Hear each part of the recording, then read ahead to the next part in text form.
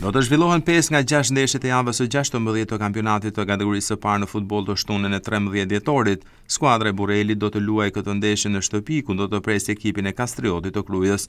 Tekniku Samuel Nika ju dha udhëzimet e fundit lojtarëve këtë të premte, teksa ju kërkoi atyre impenjim maksimal për të marrë 3 pikë të plota në këtë përballje. Ndërkohë vetë djemtë e skuadrës matjane janë optimistë që do të rikthehen tek 3 pikët pas humbjes që postuan javën e kaluar nga Besa e Kavajës, e cila shënoi 2 gola në portën e Burrelit. Robin Hoti e Donald Mëllugja janë optimistë që në këtë përballje do të rikthehen tek fitoria për ta mbyllur këtë vit kalendarik me 3 pikë të plota dhe të ngjiten më lart në tabelën klasifikuese.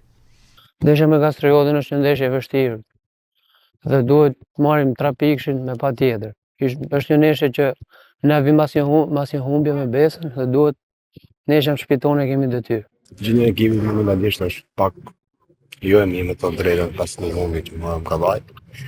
Por me që kemi ndeshën në shtëpi, do mundohemi që t'jallë maksimumin që të rikthejmë fitoren, sepse luajmë fushë tonë dhe çdo hap pallës është fatalitet në këtë moment.